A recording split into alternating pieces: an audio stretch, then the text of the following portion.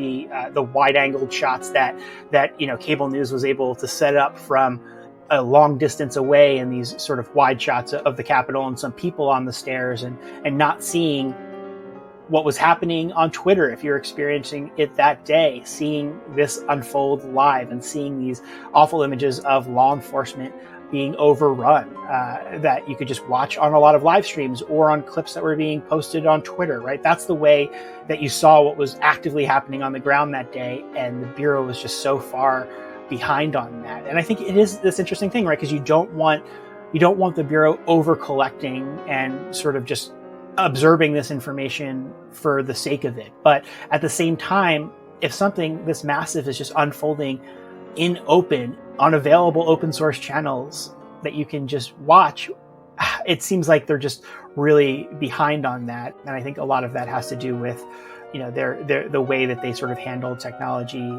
internally, and the way that, they have stuff on the high side and the low side.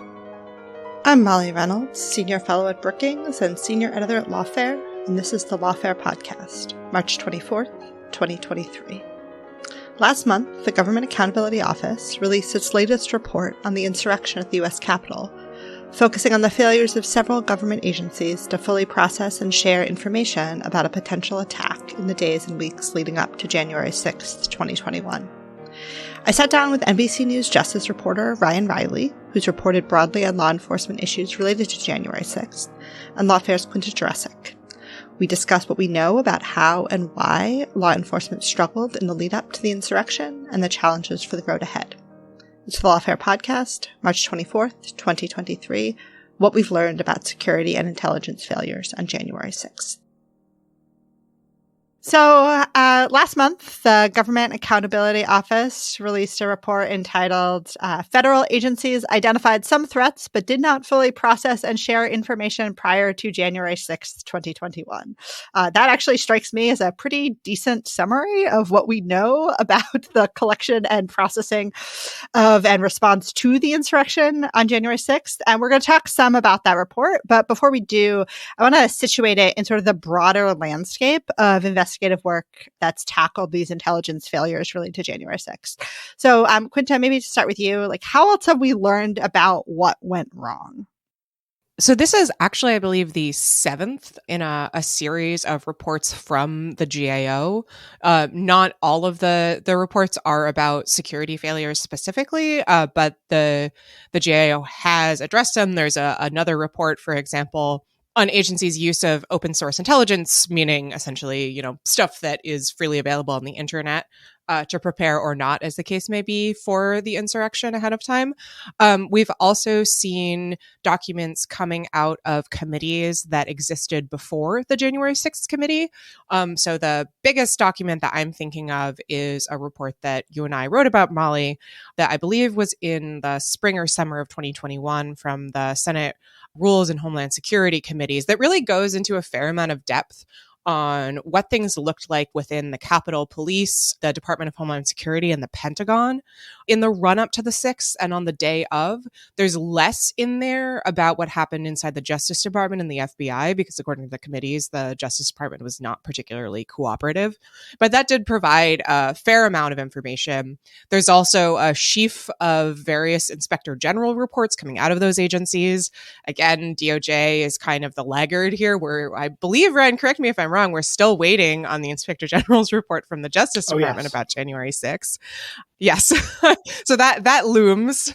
And then, of course, there is the actual January 6th report itself, which did not include a huge amount on security and intelligence failures in the run-up to the 6th. And Ryan has done some reporting that I would love to talk about why that is.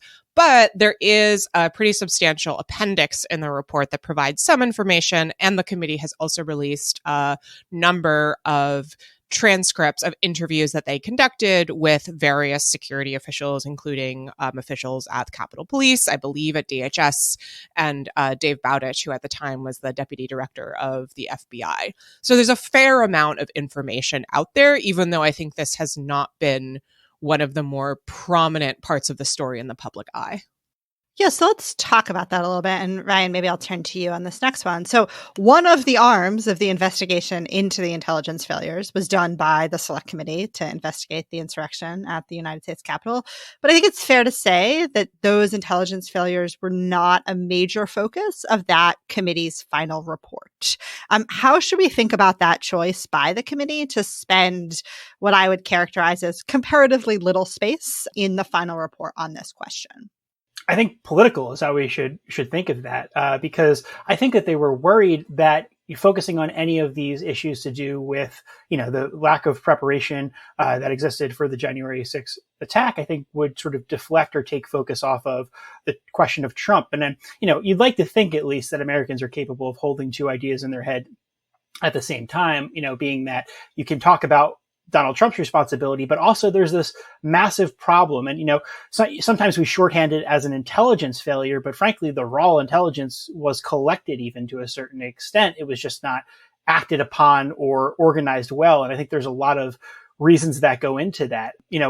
One factor that is kind of sad, but I also think it is definitely a part of this, is just the time frame over which this happened, right? Like, the federal government essentially shuts down for the second half of December, right? Like, no one's doing any. Everyone's all across the country. Remember, this is late 2020. This is coming off of an awful year where everyone just wanted a break. So everyone's pretty checked out, I think, at the end of 2020 when a lot of this intelligence is really popping off and really coming to fruition. And I think a part of this is just like nobody was working really during that key period leading up to January 6th. By the time they come back, there's that week between Christmas and the New Year, which is sort of, a waste. And also simultaneously, the Justice Department is distracted by this inside attack, essentially, right? At that time, you have Jeffrey Clark almost being installed as the Attorney General. There's this moment that still just really stands out to me if you put it in the timeline, and it's right before the January 6th attack. I think this would be the third on the Sunday. And this is when we had that, that knockdown, drag out meeting at the White House that evening on that Sunday where Jeffrey Clark was almost installed. And there had been a meeting on Saturday, and they had this joint call that everyone gets together on with the Defense Department, which has now become a big focus because the question of who was supposed to be in charge is sort of up in the air, according to a lot of the people who ended up speaking with investigators here. But just, before that meeting and just after that evening, the two top officials at the Justice Department were discussing whether or not they were still going to have their jobs within the next few hours, and whether or not you're going to have a situation where they were going to install Jeffrey Clark, a man with no prosecutorial experience, who was an environmental lawyer, whether he was going to, and who thought that, smart thermostats were stealing the election, and also didn't know that dog sniffing, that electronic sniffing dogs were a thing, which I also find fascinating, until finally an electronic sniffing dog came to his household. Anyway, the point being that he had zero prosecutorial experience, was way out of his depth, and didn't understand basic factors about technology. And that's essentially what happened on that Sunday during this critical meeting where they're supposed to be organizing what's going to happen ahead of January 6th.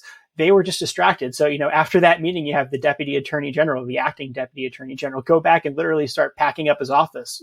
Thought that was it, right? Thought they were out, figured there'd be a tweet sent, and they were fired and they were out, and that's it, So you have this looming Saturday night massacre, except it's the middle of the afternoon on Sunday. And that was what was happening inside DOJ. So fair to say they're a bit distracted in the 3 days before the January 6th attack actually took place. Ryan, you are referring to what we like to call around here the everyone in this story is named Jeff meeting. Quinta, anything you want to add on this question of kind of how do we think about the choice by the January 6th committee to spend comparatively less time on this particular aspect of the investigation in their report? Yeah, I think this is something that we sort of saw coming from a ways off, but once it happened, I will say I was pretty surprised by the extent to which the committee downplayed, or in some instances, I would argue affirmatively misrepresented what happened in the run up to the 6th, including writing that, there was simply no way that these agencies could have anticipated what was going to happen. And it all traced back to Trump personally. And arguing that there's no way that they could have anticipated that is simply not true. So I do think, as Ryan says, it's very much a political decision. It reads to me as a decision to, try to focus public attention on the figure of Trump individually. But I will say that what we've seen as a fallout from that is that it actually has given ammunition to those on the right who want to discredit the report. You've seen figures like Marjorie Taylor Greene, for example, go out there and say, look, the committee, they're trying to cover up these security failures. And they're tracing that back to Nancy Pelosi, which I don't think is a particularly strong argument. But it does mean that in my mind, this is kind of an unforced error on the committee's part. The other thing is that, I don't actually think that focusing on law enforcement failures necessarily distracts from Trump, because one of the things that you see if you look at this documentation, and we can talk about this, is that it really seems like Trump's shadow over all of these agencies was a huge part of what caused these failures, both in the sense that Trump had really pushed them to act aggressively during the 2020 protests over the death of George Floyd, and that agencies seem to be really, really leery of leaning in aggressively again. And just in the sense that, the FBI in particular, this was an organization that had seen its top ranks basically completely depleted. People pushed out of the Bureau, attacked relentlessly on Twitter by the president. And I think that, communicated very clearly, like, don't stick your neck out. And so that, those threats and that kind of overbearing approach that Trump took towards these agencies created an environment in which there was really just not much of an incentive for people to lean in aggressively to the argument that these were, that the president's supporters posed a serious security threat. And so in that sense, I do think that arguing that there was a serious security failure in advance of the 6th is totally congruent with arguing that this was really about Trump. Yeah, and we're going to come back to some of these threads about kind of why we might have seen these failures. But I want to spend a little time now turning to this GAO report that I mentioned earlier, and just maybe, Quinta, asking you to summarize its principal findings. So at like a really high level, what agencies did the GAO look at here, and what did it conclude about them? So the report looked at a number of different agencies, at the FBI, at DHS, specifically the DHS Office of Intelligence and Analysis, the Capitol Police, and the Park Police, and I believe maybe a handful of others, but those are sort of the ones that it focuses on. And it comes away, I think the picture that I came away with is really that these are agencies that did not do the necessary legwork ahead of time, so that DHS, for example, didn't designate the protests and the joint session of Congress to count the electoral votes as what's called a national special security event, which would have enabled sort of additional security procedures.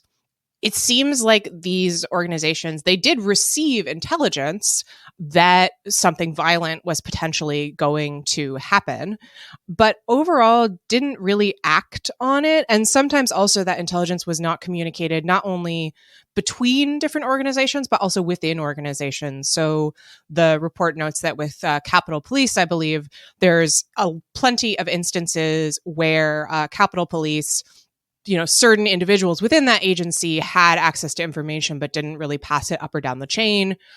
So, for example, line officers in Capitol Police just didn't know what their superiors knew about what might happen on that day. I will say one of the things that I found really striking, just because I've been interested in how the Bureau handled or didn't handle the 6th, is some information in here about how the Bureau received a number of tips from Parler, the social media company, which was used commonly by far-right folks and Trump supporters at the time. And Parler had said after the 6th that they had given the Bureau a heads up that they were really concerned about what the kinds of conversations that were happening on their platform. It's always been a puzzle to me, like, where did that go? We never saw anything about what the FBI did with that tip.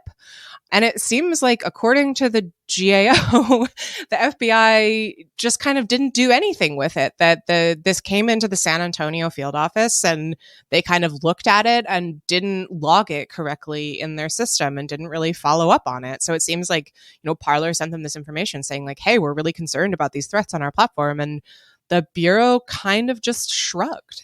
Yeah, so I really want to sort of talk about this because I know it's something that you both have thoughts on, this question involving the FBI. And so both in this report, in at least one other one from the GAO, and in several other pieces of investigative work, it's clear that the FBI was not following its own established procedures for processing information from social media. And so maybe just in short, Ryan, I'll start with you. Why? Obviously, neither of you have a crystal ball. I wish you did. But why do we think that the Bureau struggled so much with this? I think the stuff that Quinta brought up in terms of them being worried about getting on the bad side of Trump is definitely a component of this, right? Like, there's a lot of discussion around why there wasn't a joint memo written ahead of this. And who the hell would want to sign themselves up to say, hey, I think that the upcoming rally that the president is holding is a national security threat, right? Like, I think that there's the potential for terrorism in this, right? No one would want to sign that memo. And I think we're still sort of figuring out some of the pieces have come together about when that decision was made. But, the fact that there's the only memo we saw about this came out of the Norfolk office is sort of wild, that was the only component that we've now seen come to the surface. But I think the Parler stuff is particularly interesting because, now there's all of this focus on, did the FBI have too close of a relationship with Twitter? And it is astonishing to me that the takeaway, that seems to be out there in some corners is that the FBI was working too closely with tech giants, considering what actually happened on January 6th. All of this was known. You just had to sort of like be on the internet. And I think that is sort of the astonishing thing that we've seen in a lot of these investigations, is that it just didn't seem like the FBI was really just keeping up with what was happening out on the open web. And there's this notion that came up in the course of, it wasn't published, but came up in the course of the January 6th committee's work, of this idea of lone wolf bias. And I think that that's a big component of this, is that the Bureau was so focused on lone wolf actors, and that's essentially how they approached January 6th, right? They did go knock on some doors ahead of January 6th and went to individual domestic terrorism suspects or targets. They went to their doors and checked out what they were doing, and I think basically dissuaded some of them from actually coming to the Capitol on January 6th. And of course, they did arrest Enrique Tarrio right before the January 6th attack, as soon as he sort of landed at Reagan and drove in, and he's pulled over when he was in the back of an Uber. So they took some action, but I think it was so focused on individual actors without talking about just the broader threat. The way I sort of abbreviate this now is the normie threat, right? Because that's the way it's been referred to in a lot of the trials, especially by the Proud Boys, is this idea of riling up the normies. And I think that's largely what we saw on January 6th. Sure, there were organized groups, but it was more just the mass of people and how many people were convinced that the election was stolen. And there is a little bit of talk about this in some of these investigations. When the January 6th committee talked to a lot of high-ranking officials, it was just sort of obvious to them that this was going to be a threat, or that's what they are saying now. It's like, yeah, everyone sort of knew this could be a thing. No, we didn't have any, explicit intel about invasions of the Capitol. They said, although they did, frankly, there's a lot of stuff that was in the system saying, storm the Capitol, occupy the Capitol. They had all of that internally. Maybe it didn't reach to their levels, but it was somewhere within their system. And I think that's what they really didn't prepare for. What they needed to prepare for was, think of this as intelligence that's informing your law enforcement response and your posture. And there's just no way that a couple of bike racks and some snow fencing was going to be what you would have around the Capitol, if when you see the extent of the threats that we saw leading up to January 6th. And if you just sort of follow the plain logic, and follow the plain language of what people were talking about, they thought the election was stolen. And it makes sense that some people who thought that the election was stolen and that it was 1776 2.0 and that the Joe Biden regime was going to come in and take over and the country was doomed and being sold out to China, makes sense that some people might do something about that, especially those who didn't have a lot to lose, and even people who did have a lot to lose. I think that's one thing that I've just been really struck by. You have such a wide range of people who went wild that day, and ranging from, the usual suspects, people you would anticipate would do this sort of thing, from just, hardcore white supremacists to people living on the fringes, the QAnon folks. And then you have other people who had really well-established family lives and had solid jobs, but also just believed these lies about the election. And that it was a real tricky thing for, I think, the Bureau to deal with, and they didn't do a great job of it. One moment that I think is kind of illustrative that actually happened afterwards, that kind of just, I think that maybe even Quinta and I went back and forth with on Twitter, was that there was this. Politico ran a story a few months after January 6th about an individual who went inside the Capitol, and the investigation into that individual didn't start when that story was published. It started 2 months later when somebody sent in a tip mentioning that story. That was sort of just remarkable to me, that there's just nobody on Twitter. There's just nobody who's common sense absorbing news, or, hey, sets up a couple of Google alerts to say this person went inside the Capitol, right? The fact that you have to wait for somebody to send that tip in, it really is just a huge failure of open source intelligence, to me. And, there are certainly First Amendment concerns that you would want to have there. You don't want to have the Bureau just collecting data on folks, but if there's a story about somebody who admitted to illegal activity, or, who is documented committing illegal activity, that seems like something that you'd want to, ingest in some way. And there just wasn't somebody working that. And I think that sort of was the issue ahead of January 6th, even when these tips were coming into various field offices. The last point I'll make was there was, to the extent that they didn't know this idea that they didn't know what Trump's words could do. I mean, somebody literally, a confidential human source to the Bureau. So that means it's not just going into that general tip hotline that, somebody is sitting around at a computer at a facility in West Virginia and clicking through each one of those individually. That's not how this tip got processed in. This tip came from a confidential human source. So it's something that should have had priority within the Bureau. And this individual, as soon as Trump sent out that tweet, I've now seen the tip that they sent in, saying, that the far right was considering his "will be wild" tweet a call to arms. Day of that tweet, right? They're saying, here's the immediate reaction to this call to arms. That's how they're seeing it. And the idea that I think that there's a mix of reasons why they didn't take that as seriously as you could have, because, frankly, the FBI could have just sat on the replies to that tweet, or sat on Reddit, or sat on some of these forums where this was happening on, the Donald.win, and just read the reaction to that and how they were considering this. That was when January 6th really started to form. And that was also when people were sort of shutting down for the Christmas holidays and were sort of, just exhausted after a long year, and maybe weren't on top of things as they should be. Quinta, what else do you want to offer on this question of why the Bureau struggled so much with this? I think the other thing to flag is, as Ryan says, there are First Amendment considerations here. And I think it is important that, the Bureau be constrained by that for obvious reasons. That said, one of the sort of concerning things that we have seen about the Bureau's preparation is testimony by FBI Director Christopher Wray, and then I believe Assistant Director for Counterterrorism Jill Sanborn, who testified in the months after the insurrection that the FBI was restrained in looking at stuff on the internet, and this is kind of what Ryan and I were joking about on Twitter, because of the First Amendment under FBI procedures. But the thing is that if you look at the actual manual they're talking about, and I wrote a a brutally long piece about this on Lawfare back in the day for anyone who's interested. It actually says very clearly, like, you can use the internet. And that's also suggested to me that perhaps there was some confusion maybe within the Bureau that wasn't clarified about what they can and can't look at.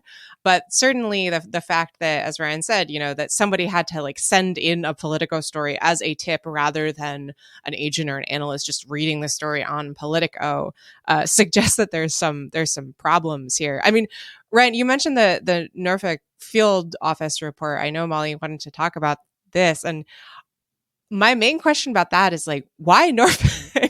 What was it about Norfolk that they just had their finger on the pulse? Because for listeners who aren't familiar, this is like, I believe, the one document that the Bureau produced in advance of the 6th saying, hey, this is going to be bad. And the FBI has what, like almost 60 field offices? And for some reason, this office, they were the only one that was on the ball.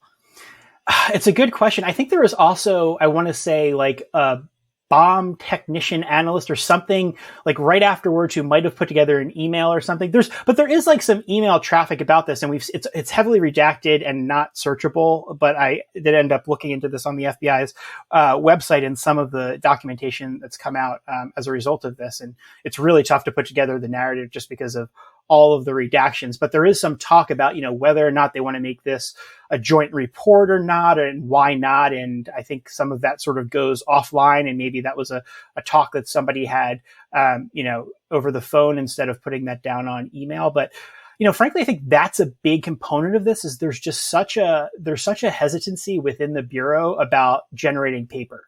And I think that in a lot of investigations that makes sense, but it's such an impediment to investigating anything that happens on the internet, right? Because, how have the sleuths investigated this? How have the people who have identified hundreds and hundreds of people who stormed the Capitol, how have they all been organizing? They've been doing it on chat rooms, right? The equivalent of Slack.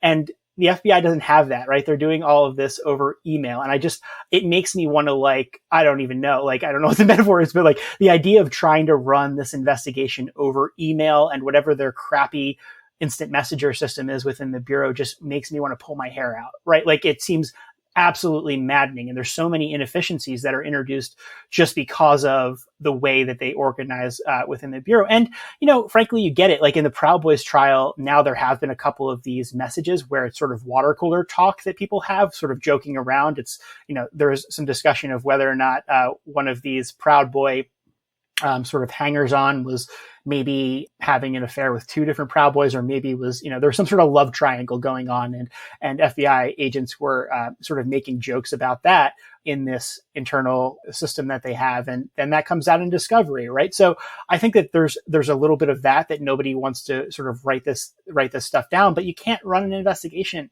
that way, especially in the intelligence space, without putting some of this in writing. It can't be all these phone calls and then we don't know what people said.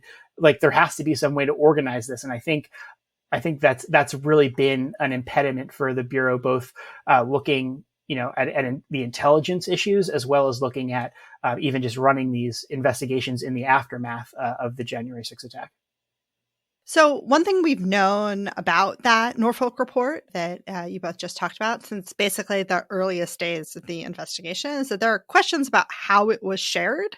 And this question of information sharing that Quinta brought up earlier, both within the organizations we're talking about and then between them, comes up again and again. Quinta, maybe I'll start with you here.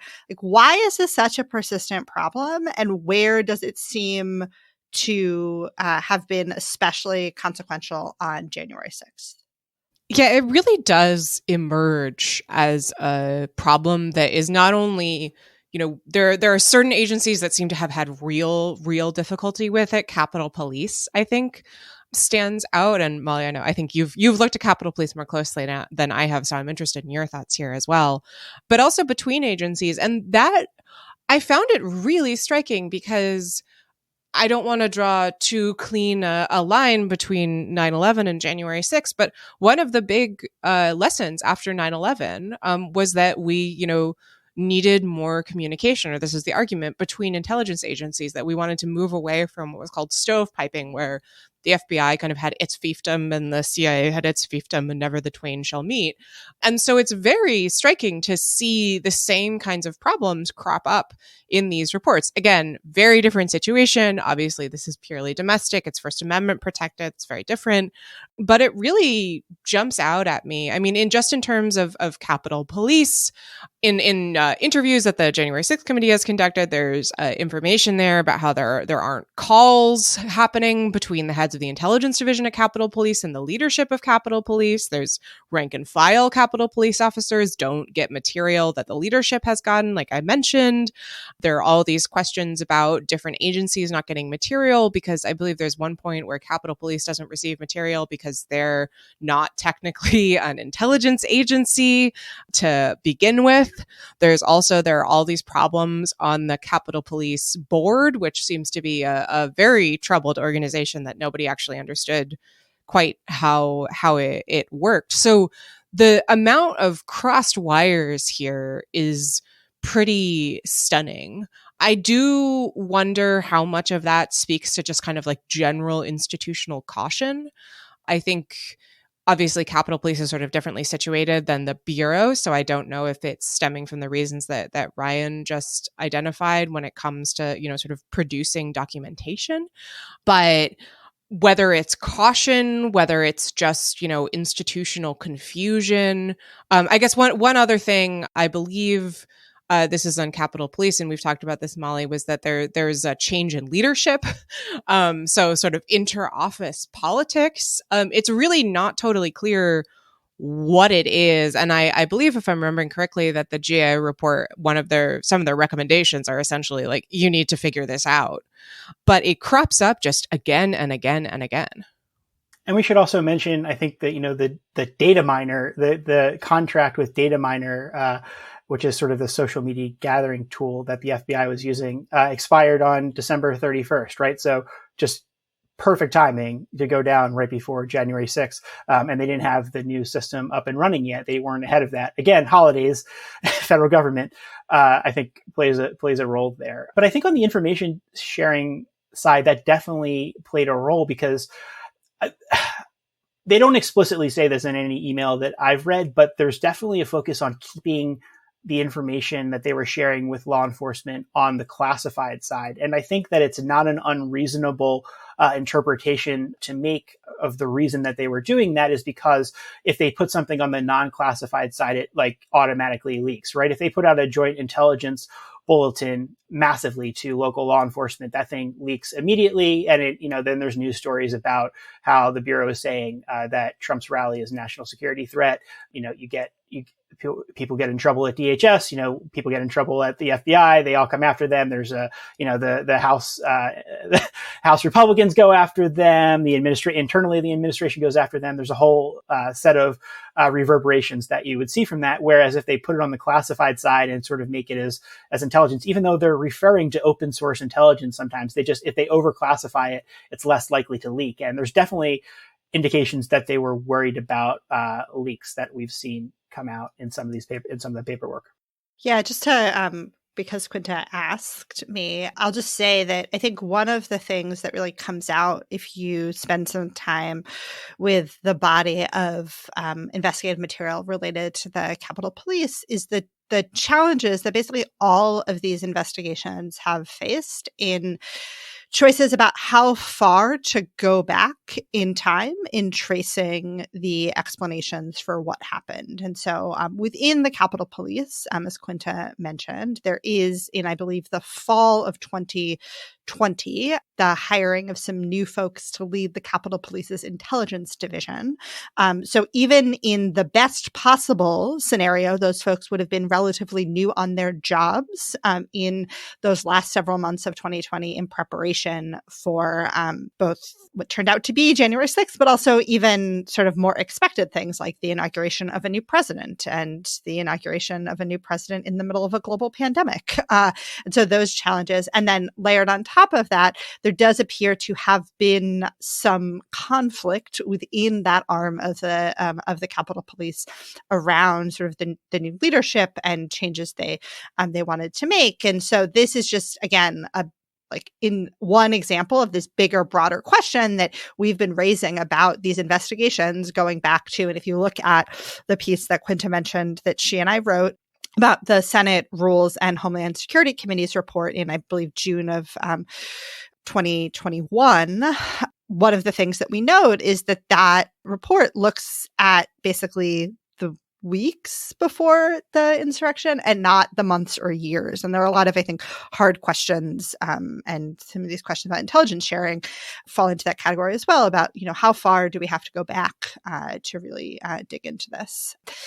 So the next thing I want to talk about is, and Quinta, you touched, I mean, maybe both of you touched on this a little bit before, but one of the approaches that this GAO report takes to analyzing the intelligence collection, sharing, and action situation in advance of January 6th is comparing what the various agencies did before January 6th to what they did before some other major demonstrations in DC in 2020, including the racial justice protest after the murder of George Floyd. And GAO talks about how, from a preparation perspective, the racial justice protests are entirely comparable to January 6th. But running under basically all of the investigative work on the intelligence failures is this question of whether those racial justice protests affected the government's approach before January 6th. So based on the evidence we have, what do you think? Did the Floyd protests make the agencies skittish? And or is the reluctance to take seriously right-wing extremism indicative of a deeper problem in our intelligence gathering and response capabilities? I think it's a little bit of both. I think that, there was definitely concern about optics, and we saw that in some of the discussion where, you did have these instances in the wake of George Floyd where, of course, you had National Guardsmen just lined up on the steps of the Lincoln Memorial with their faces covered in broad daylight. And, that became one of those photos that went viral then and then went viral again after January 6th when you were comparing sort of the response. But I do think, it's fair to say that there's a different posture in the wake of some of the protests that we saw over the summer, because this was an ongoing event and it happened over several days, right? It wasn't all concentrated at one particular point. And there was, a history that you could point to, right? We can't overlook the fact that there was, I think, a bathroom facility that was on the edge of Lafayette Park that was destroyed. There were incidents of force that were used against members of law enforcement, bottles being thrown at them. It was a much different sort of scenario, and it was also unfolding on a longer time frame, right? There were businesses that were looted. There was a lot of bad stuff that happened during some of the rioting that we saw in the May and June months of 2020.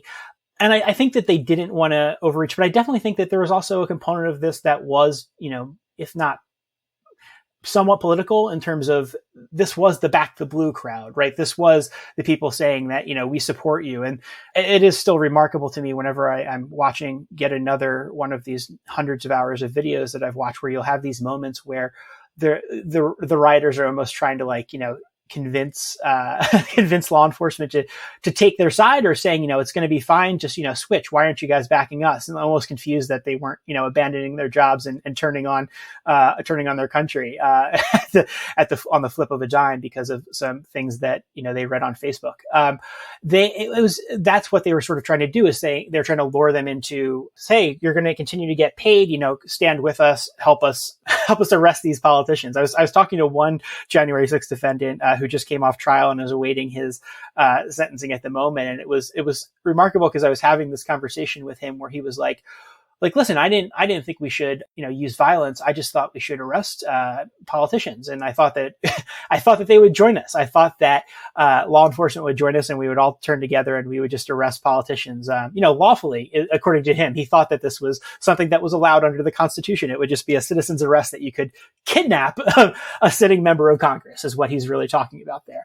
But just explaining it in a way that he thought was lawful. So there was definitely a component to this where I think there was was this assumption that they were the Back the Blue crowd. But what we saw and what we've seen in a lot of these Proud Boys chats that are now coming out in this active trial is that there was this turn against law enforcement. They didn't like how law enforcement handled things during the two precipitating events that we saw in the lead up to January 6th, which was the Million MAGA March in November, and then the secondary event in December, which were sort of the precursors to January 6th. And, that's what law enforcement was essentially preparing for, is what we've seen. They were expecting something along the lines of what happened in November, what happened in December. They were expecting, left-wing groups to show up in mass to oppose these right-wing groups, and they were expecting to see conflict between those two groups. That was largely what they were prepared for. They were thinking that once night fell on January 6th, that was when these groups were going to go after one another.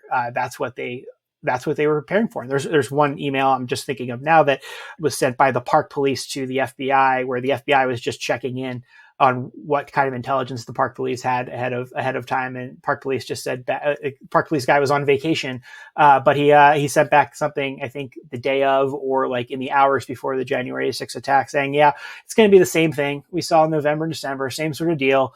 Here's a repeat. Once again, blah, blah, blah, okay, see you later, back to vacation. I'm trying to take some time off, right? So that's essentially what law enforcement was prepared for and what they thought was going into this, and just not being up on some of these forums and recognizing more broadly, even though they had the raw intelligence to suggest this, that Congress itself was the target. This was different. They thought that they could intervene. They thought that they could stop the peaceful transfer of power from happening. Quinta, what are your thoughts on sort of how we should think about the preparation for January 6th in relation to what had happened earlier in 2020? Well, first I will say that email exchange is like my vacation nightmare. That's exactly what I'm terrified is going to happen every time I go on vacation. So now that's going to haunt my dreams. I will say, so the GAO report has a really striking example of what I would argue was an overreaction on the part of the federal government to the George Floyd protests, sort of leading to pulling back that really created problems on January 6th. And that has to do with DHS I&A, which is the Intelligence and Analysis Division. So around the George Floyd protests, listeners might remember, there were also protests around the federal courthouse in Portland specifically. And that became really a big focus for the federal government and for Trump, sort of arguing that, protesters were engaging in insurrection and all this kind of stuff. And around that, I&A collected open source information, including, I should say, about Lawfare's editor-in-chief, Benjamin Wittes. So there's Lawfare plays a part of this story as well.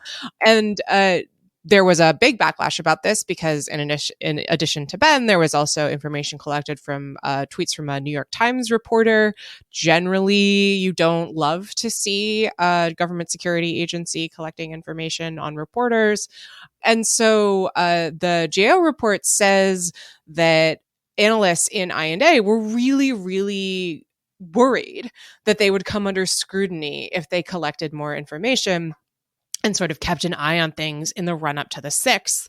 And that in the words of the report, and that the sort of desire within the agency to make sure that analysts were only keeping tabs on information that seemed like it really did go too far, it really was a threat of violence, that this, and I quote, likely caused collectors to hold back threat information related to January 6th.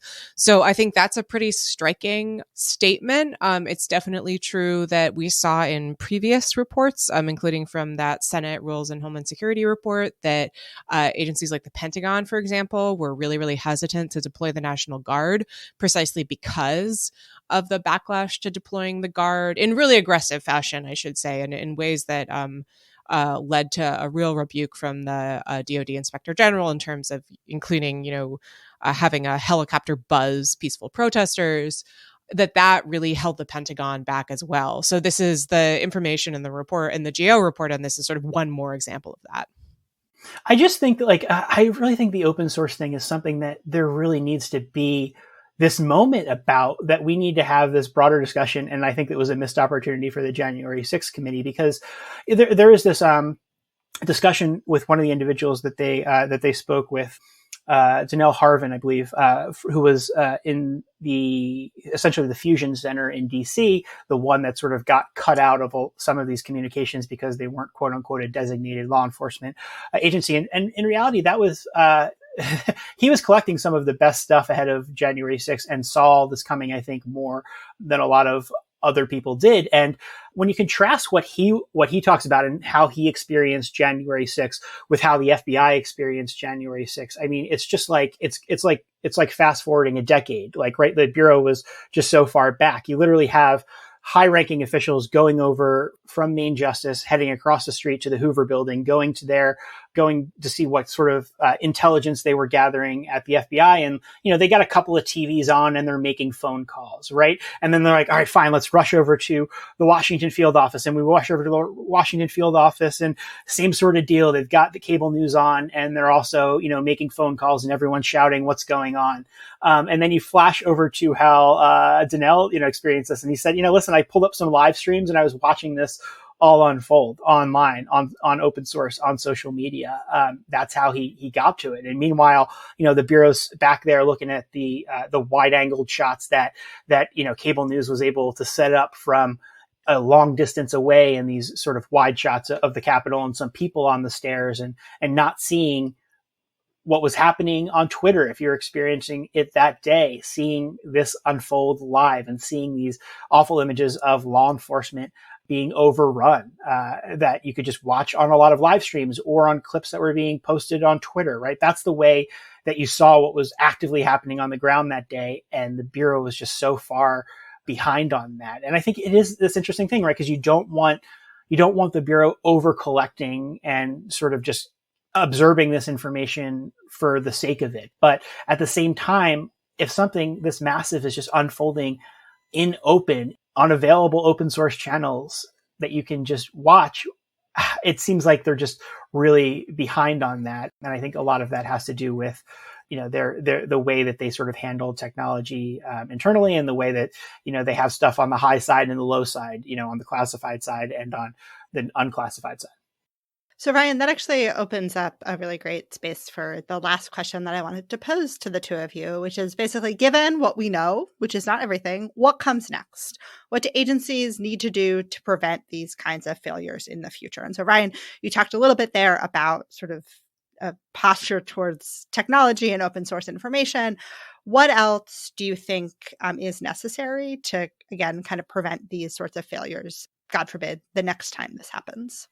Yeah, I really just do think, technology is such a big part of this, because it really does just put on display the disparity between this Hollywood image of the FBI and the practical reality of the FBI, where, you think of it sort of being them having screens that you can point to in the air. If you just think of the way that that Hollywood portrays the FBI, right? It's they're just the best, right? They've got this here. They click something, boom, boom, boom. Oh, focus.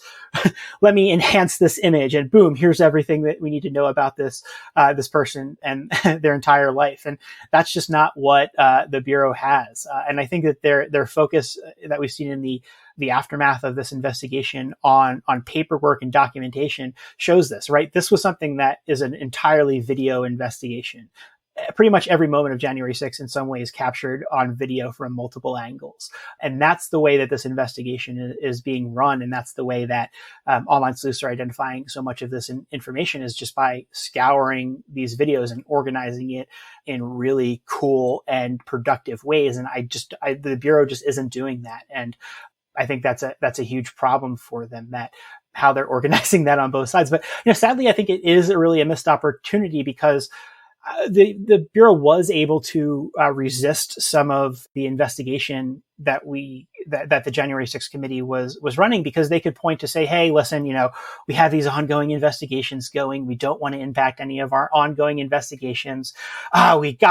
Gee willy, we wish we could just tell you more about how we screwed up, but we can't, because there's these ongoing investigations going. We wouldn't want to step on any of these investigations. And, DHS couldn't do that because they don't have any role in these investigations. So they had to, turn over, I think, a lot more. Same thing with the Secret Service. Some of the best stuff that we know about the FBI FBI actually came via the Secret Service because the FBI sent it to the Secret Service. And so that's what we know a lot about on that side in the aftermath. But I mean, there's going to need to be some real broad considerations of how the FBI goes forward and the people that they're recruiting, because I think that technology is going to be such an important part of these investigations going forward. Facial recognition technology is going to be a huge component of this. We have to have serious discussions about how we can use that, when we can use that. I think that they need to do a lot better hiring on the tech side. And that's a really, really big challenge for the Bureau. Because, if you're a tech whiz, it's really tough to resist that pull of going to a big tech company, which can give you a nice salary, can set you up someplace where you actually want to live, isn't going to, send you someplace randomly in the country where you really don't want to be. Would also take into consideration whether or not your spouse has a job that, might be important to them, right? I think that there's a lot of this that's just so much built out of the 1960s when, the FBI was completely, white male agents considering what they want to do. And like, that's what the FBI still kind of is looking for. And in reality, I think it's just, they need tech whizzes. They need they need to be able to recruit people who have a lot of technical skills and maintain those people and keep them in the Bureau despite the salary that they could be pulling in elsewhere.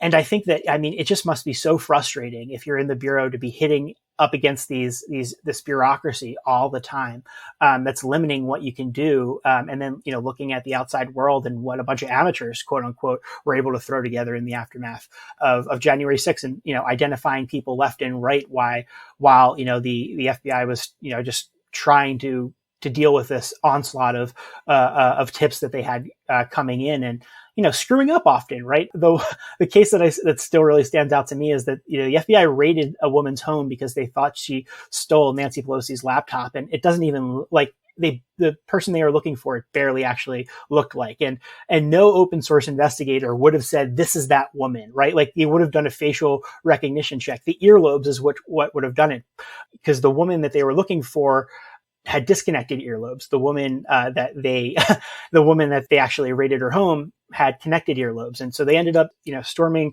a woman's house in Alaska thinking that she had Nancy Pelosi's laptop and coming up short, right? So that's something that could have been prevented with some open source research and just some better investigations. And, they trusted their human intel there when they really needed to look more deeply at the stuff that you could just look at on open source, and they could have prevented that from happening altogether. And, there's been, I think, a lot of occasions like that where the Bureau has just really missed the ball. And I think it's something that we need to have broader discussions about. And frankly, I don't think an IG report coming internally from the Inspector General at the Justice Department is going to bring about the changes that are needed. And now we're going to get into this world where the Republican-controlled House is going in a completely different direction with the FBI. And we're not going to have a serious investigation of those failures. We're going to have these sort of nonsense conspiracies about ray-ups and, how many CHSs did they have inside? And,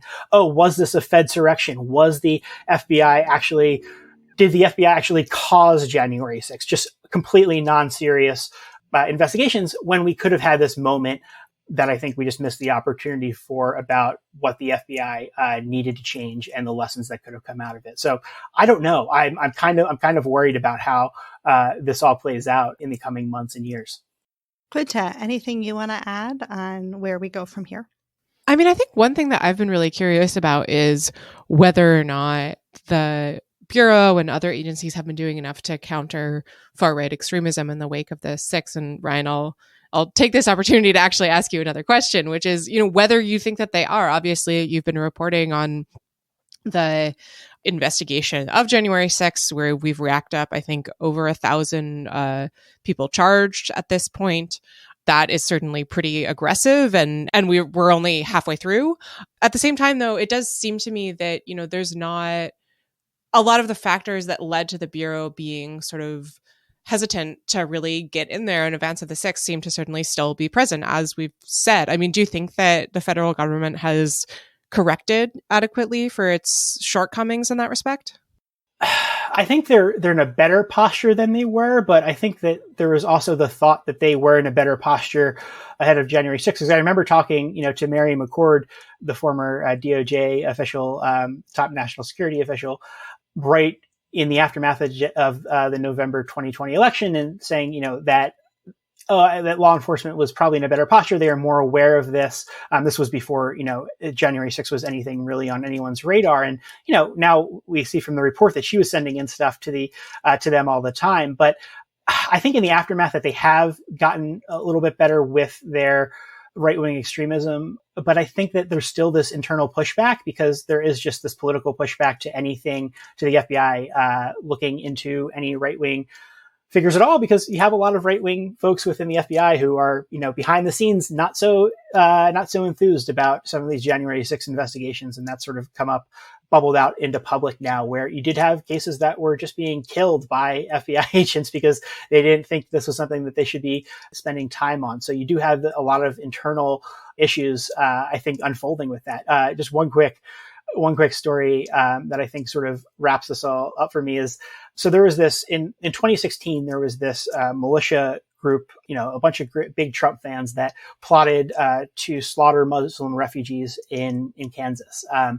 And that was something that the FBI ended up having a confidential human source on. They ended up wrapping this up in October of 2016, just before the election. And, that case went through the system over the course of the Trump administration. They ended up, getting sentenced to 25, 26, 30 years in federal prison.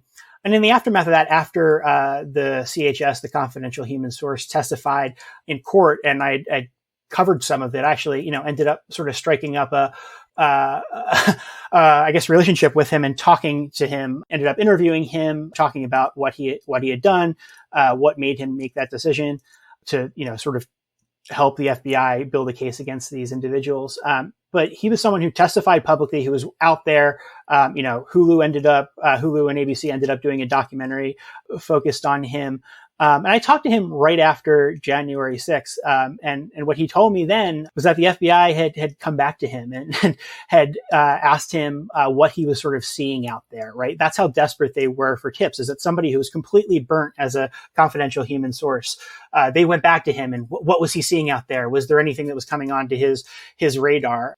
And I think that shows sort of how desperate they were to find out what was happening, because, here's someone who everyone knows is a confidential human source. Now he's not seeing anything extra special other than, I guess, what his Facebook friends are posting. He didn't have any particular insights, but they went back to him. And, sadly, he's since died. He passed away after all of this. But I think that sort of illustrated to me that, the FBI really got caught flat-footed here. And there's just been so much political pushback to the January 6th investigation and this notion that these are patriots that, I don't know. I think it's going to be tough. And you just worry that one of these 1,000+ people that have been identified to the FBI but have not yet been arrested are going to do something bad before they're actually taken into custody. If we make that statute of limitations expiration at the 5-year mark after January 6th.